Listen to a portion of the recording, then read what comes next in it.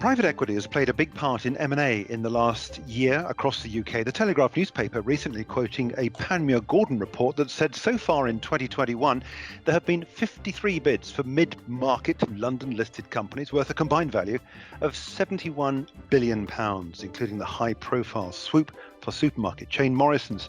2019 deals accounted for less than 40 billion. What does this mean, and why is the UK being targeted? Welcome to this edition of IG Trading the Markets podcast. I'm Jeremy Naylor. We're talking today to Colin McLean from SVM Asset Management, which has interests in the area of private equity, as well as having successful funds across the UK, Europe, and also a world equity fund. Colin, welcome. It's good to talk to you. Thanks indeed for your time. Hello, Jeremy. First, remind us what private equity is and what function does it perform in our markets here in the UK? It's really any shares that haven't yet been listed and companies mainly that are backed by some of the larger specialist private equity groups. But it's usually that period in which a business is built up before it decides that it would be better off on the stock market. And a lot of the growth happens at that stage. So it's become a very big area over the last few years. And a lot of the growth happens in that area before companies are listed. What's unusual about this year that's brought out private equity deals in such relatively large numbers? I think the idea that the UK has handled the lockdown and recovery from the pandemic better than most other nations, certainly in Europe, and the currency itself, the pound was set back a lot from the Brexit vote 6 years ago, and that's gradually recovering as trade deals are set up. So I think the idea that the UK is open for business, that it is going to come out of lockdown perhaps before some other countries, and it's also an open market for change of control. It's always made bids and deals a bit easier than some other, say, European markets. I want to get onto that in some more detail in just a minute, because I know there's some political opposition building to the current government's stand on this. But I wanted to talk about the areas in particular which are ripe for picking. Whereabouts are you seeing the most activity? I mentioned the Morrison's deal because it was one of the high-profile deals. Of course, last year we saw Asda go to a private deal. It was originally, of course, owned in the last few years of its market life as part of the Walmart group. But we are seeing the supermarket sector particularly seemingly attractive at the moment. Which areas do you think are high profile at the moment for private equity? I think certainly for the companies where there's a possibility to sink more capital in, where they're on a growth track, but they can absorb more capital. That would be a student accommodation company recently, a Sigma Capital in rented housing. Those sorts of businesses can actually allow private equity to lever up what they're doing. Apple Green was another one earlier this year, which is mainly known for its petrol filling stations, but it was also in the US. And I think that's another category as well, where companies listed in the UK but with some global reach are often still cheaper than their US counterparts and usually than their European ones. So there's a real opportunity to buy some of that global business sort of at a cheaper rating than perhaps elsewhere. So I think it's those sort of things. Some of the capital intensive businesses, ones that are already being run quite well. How does the private equity activity that we've seen, this uptick, chime with the commentary that we're getting through from some fund managers that there's an underperformance for the London markets against the rest of Europe and indeed against the rest of the world? Do you think that there is it just coincidental, or is this part of this broader deal, the fact that there are good value opportunities out there for private equity? I've seen some stockbroker analysis that suggests the UK overall still is at discount to US and main European markets, and that even when you adjust for the sectors, and there's some rather sort of old economy sectors overrepresented in the UK, say like banking, but even allowing for those, it still looks as if UK shares are at something of a discount to other markets. So I think that is a potential for catching up. And that's been part of the reason why the UK market has been starting to do much better recently than others. I want to return, if I can, to this point you mentioned about London open for business. There's of course been the Brexit deal recently, which of course has tried to, or politicians have tried to emphasise the fact that the UK is open for business across the board. There has been some criticism recently from the opposition benches in Parliament about this. As I say, the government are fairly sanguine about these deals. The criticism has come through specifically from the opposition Chancellor Rachel Reeves MP.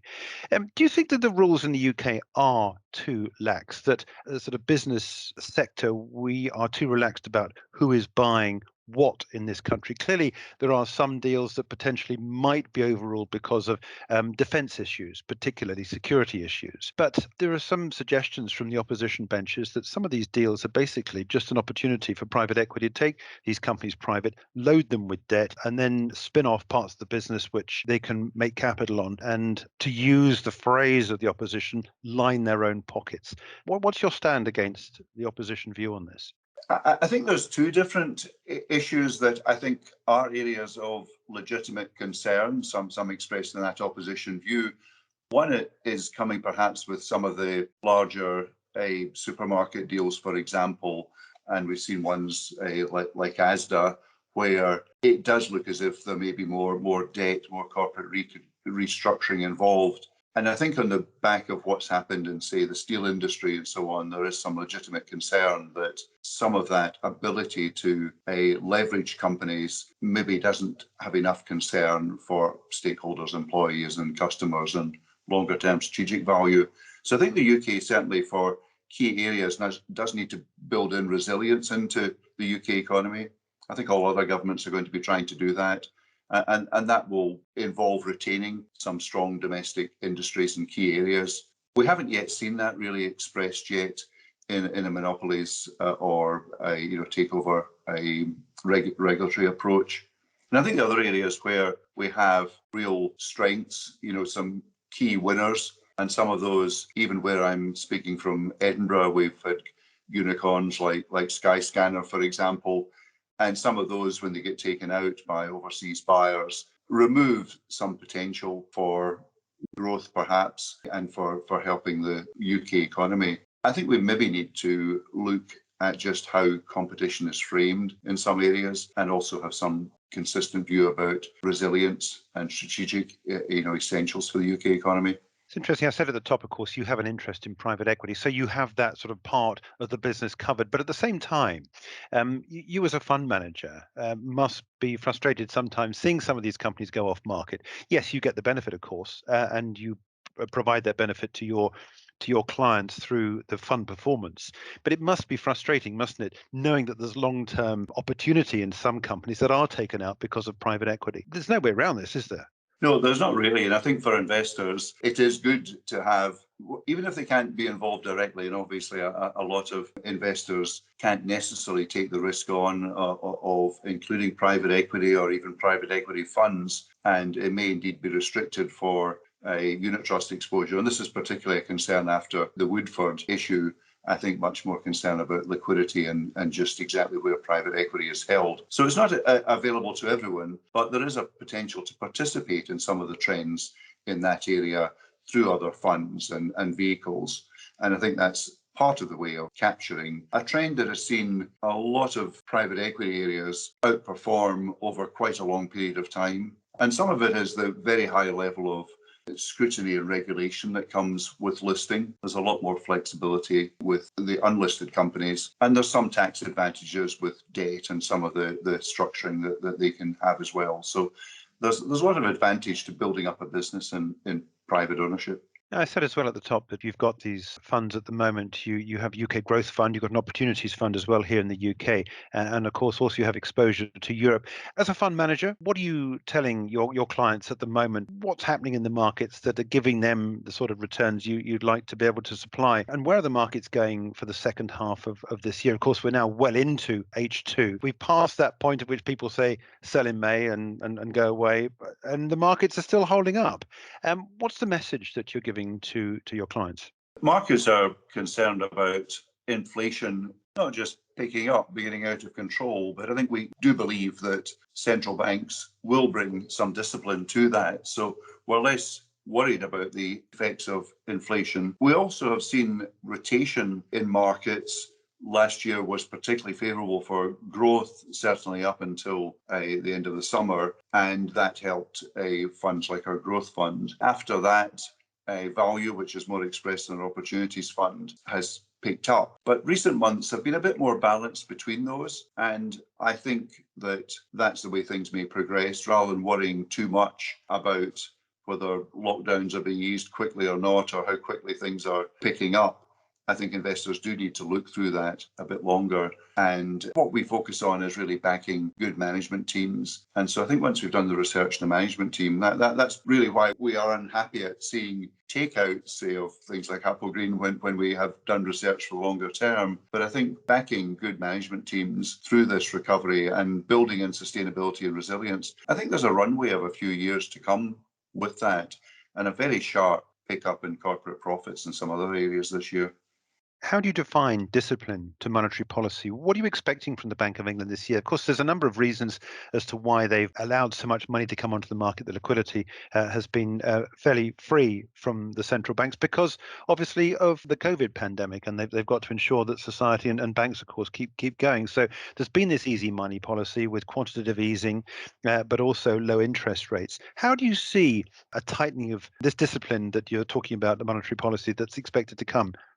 I think the Bank of England may act ahead of the US Federal Reserve. Already it's made some noises about furlough and other support schemes, perhaps holding back the recovery in the UK economy, given that there's some bottlenecks now in labour supply, for example, but also in some other areas. So I think the UK may be a little bit more prone to inflation picking up because of these bottlenecks. And I think the Bank of England probably has a freer hand than, say, the US Fed has, to take some action on interest rates and slowing purchasing and money printing. So I think the Bank of England will probably act a bit ahead of others, and that's perhaps also a contributor to a stronger sterling in the shorter term. I think people are seeing hopes of rates picking up a little bit, and that will control longer term expectations. Are you not fearful about the amount of debt that people have, the high level of mortgages, that people that have got into the housing market recently? Do you not think this could end up derailing the nascent recovery?